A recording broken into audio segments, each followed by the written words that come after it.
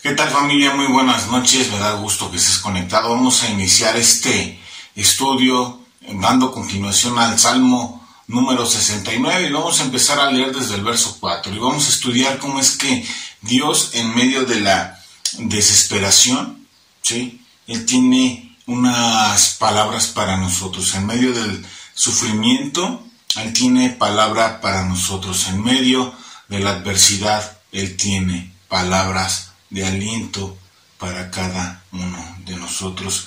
Y vamos a poner mucha atención porque a veces creemos que esto es algo como que muy ligero, pero no es así. Cuando ya estás corriendo peligro de muerte, yo creo que muchos de nosotros sí ponemos esa atención que se debe.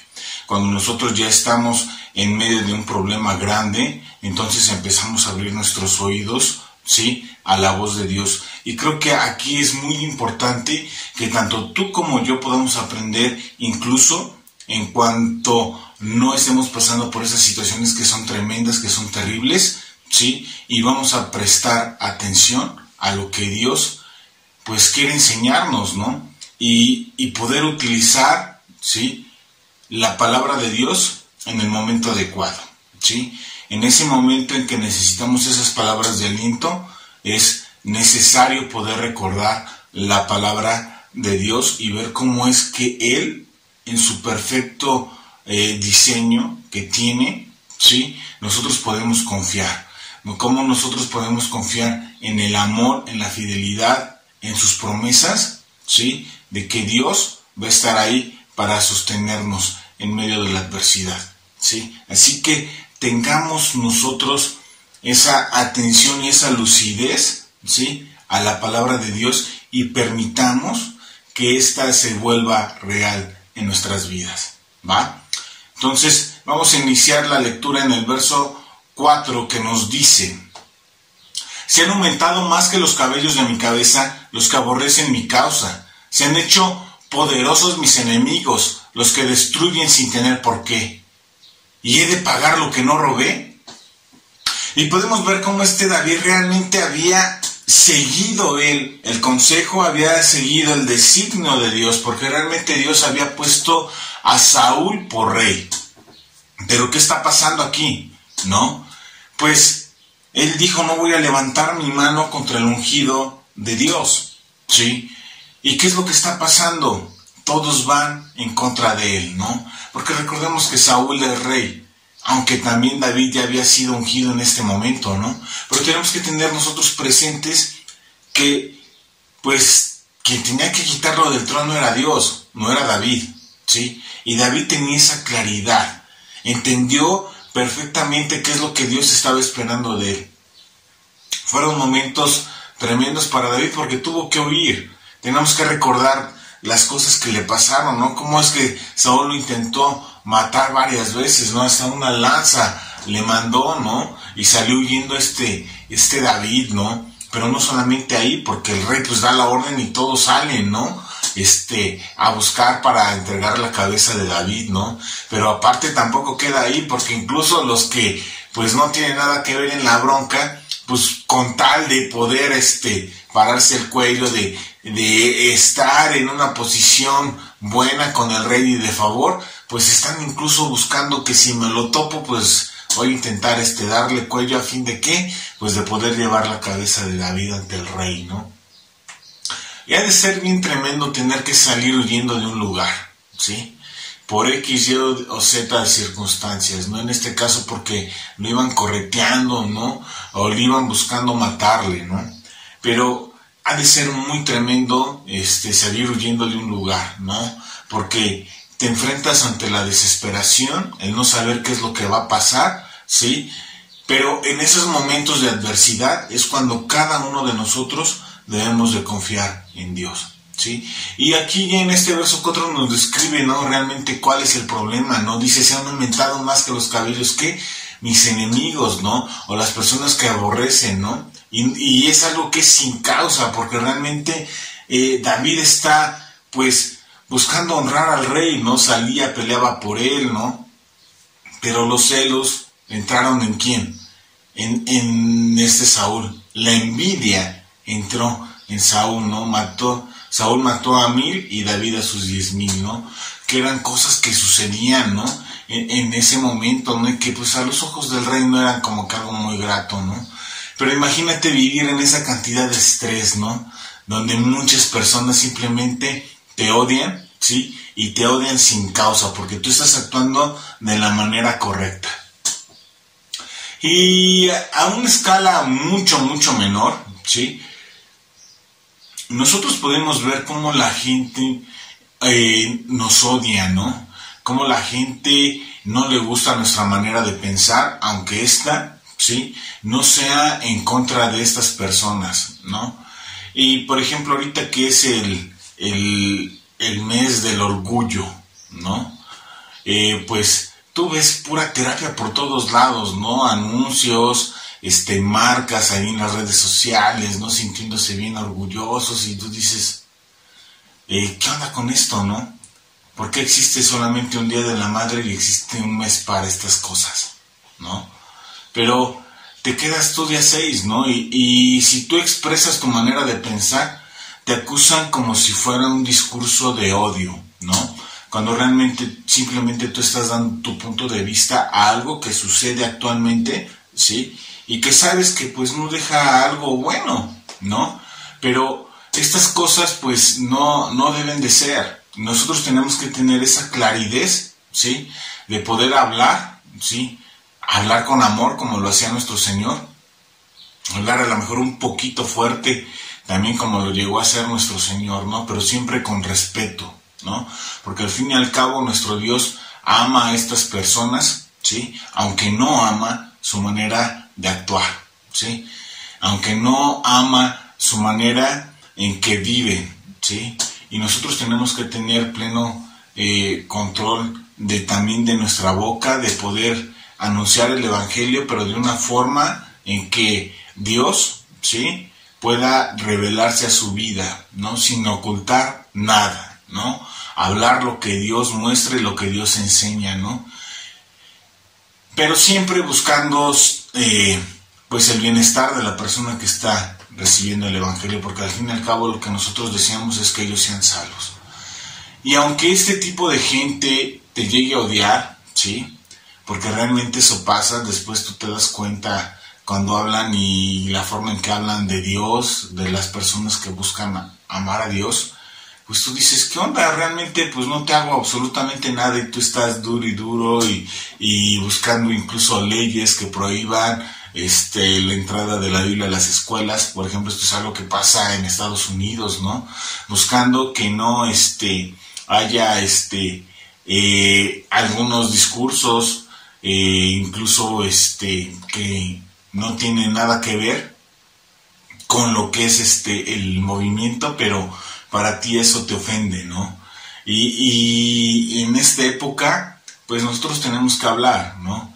Y recuerdo mucho el caso de un joven en Estados Unidos que simplemente por llevar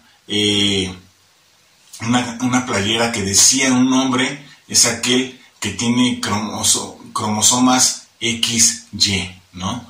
Y dices, pues sí, es real, biológicamente eso es correcto, ¿no? Y en la escuela pues lo corrieron, ¿no?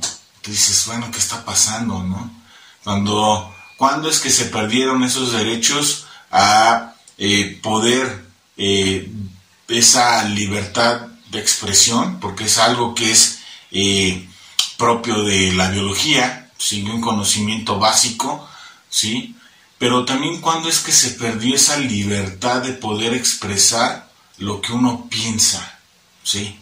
Porque realmente no es algo que lesione, ¿no? a las demás personas, simplemente es un enunciado que es correcto, ¿sí? Y que no es ofensivo en lo absoluto, ¿no? Pero se toman estas atribuciones este tipo de personas, ¿no? De poder decir lo que tú haces está mal, ¿no? Y de señalar con el dedo, ¿no? Realmente lo que podemos nosotros vivir con esto, ¿no? Y es algo que es tremendo.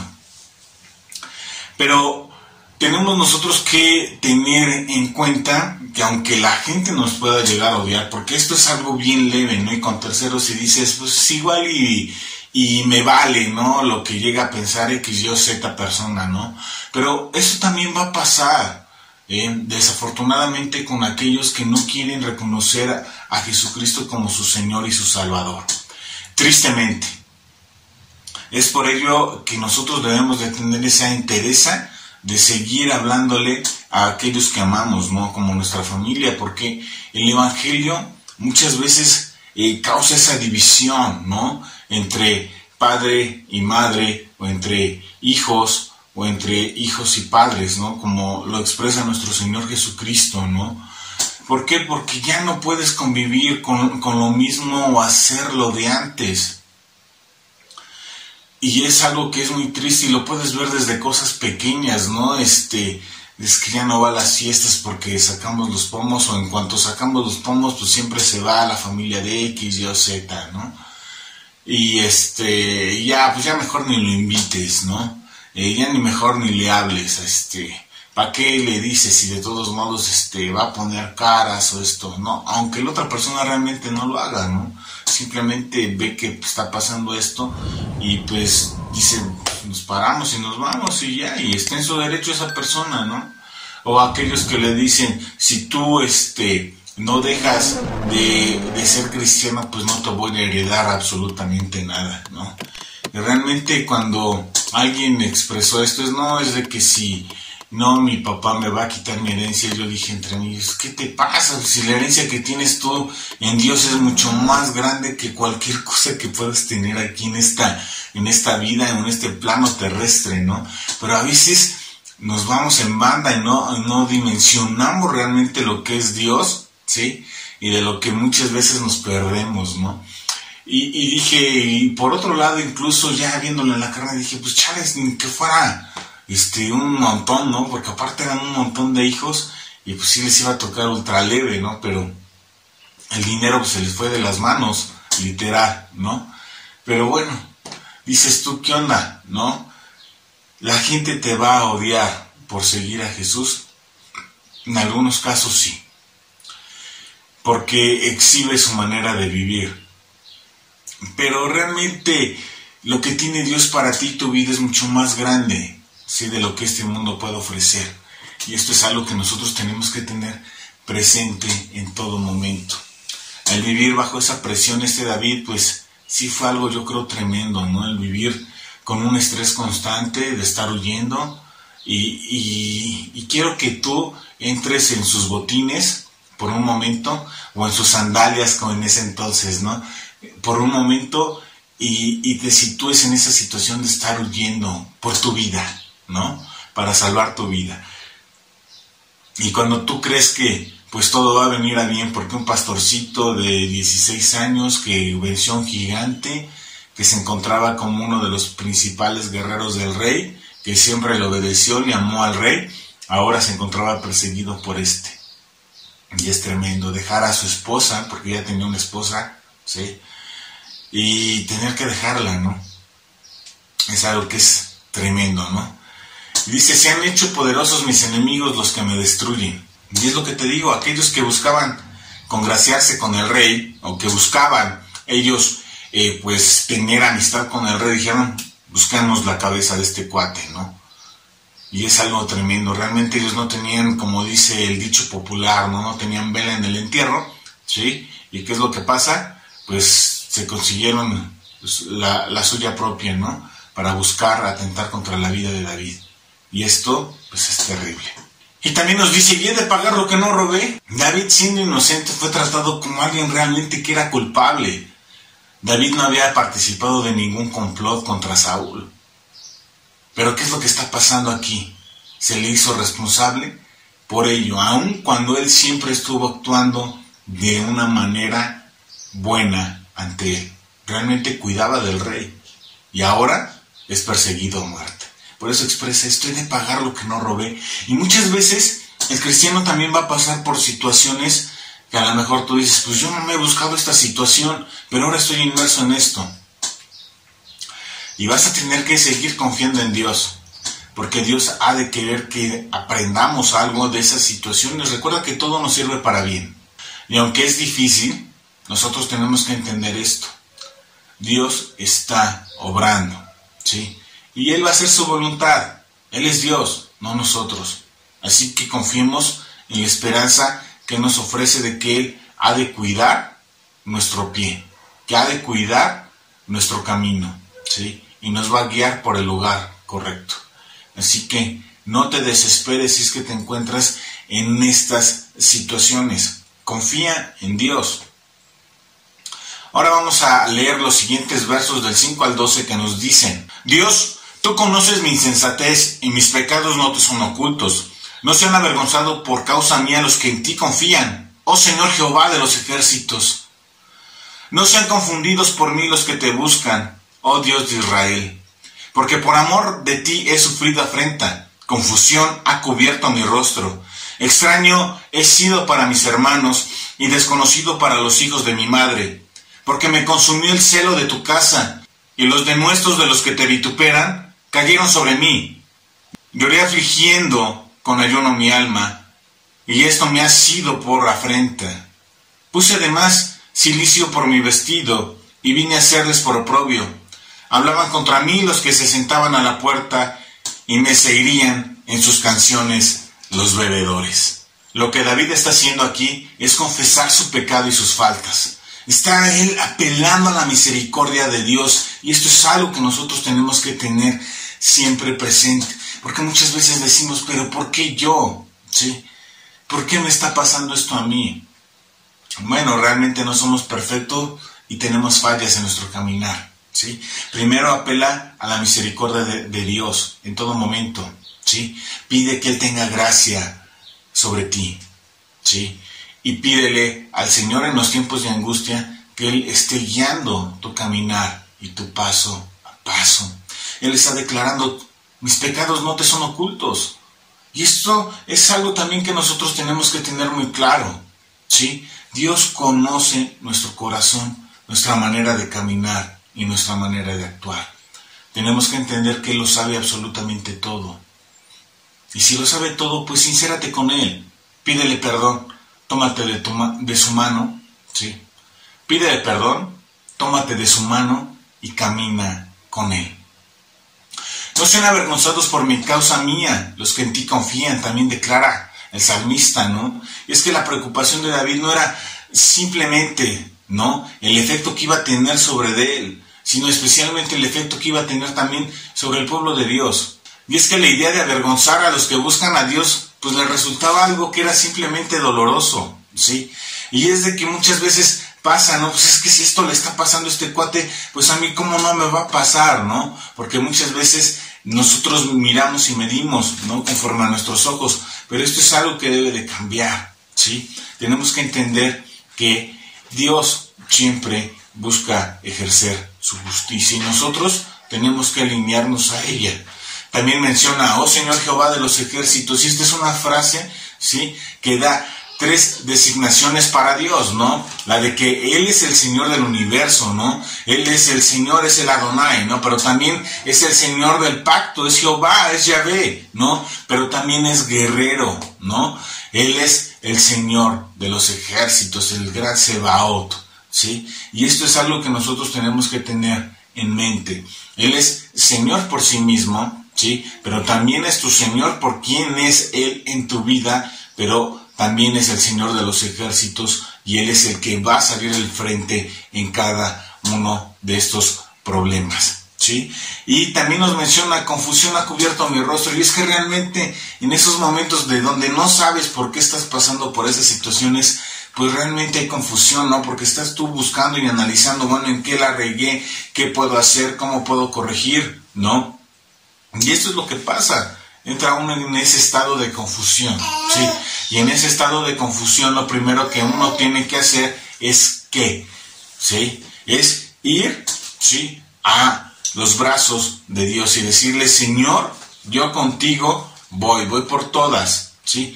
Te necesito, ¿sí? Necesito que tú aligeres esta confusión, que me des sabiduría para poder enfrentar los problemas, ¿no? Hermano, en esta noche hemos aprendido muchísimas cosas, ¿no? Hemos aprendido cómo es que podemos vivir situaciones difíciles aun cuando no hemos ocasionado esos caminos para recibir tal afrenta, desesperación, estrés, oprobio o burla, ¿no? Pero también hemos aprendido que nuestro Dios está en el camino de todo.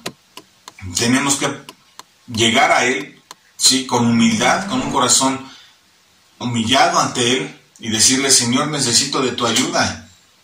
Estoy en aflicción, ya no soporto, ya no puedo, necesito de ti, Señor.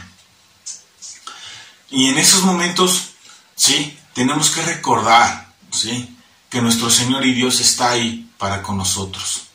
Así que, hermano, te deseo que tengas un excelente fin de semana.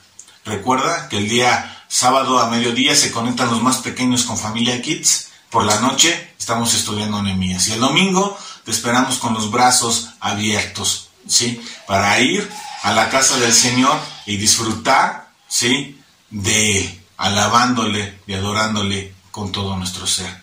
Te amo mucho, familia. Que tengas un gran fin de semana.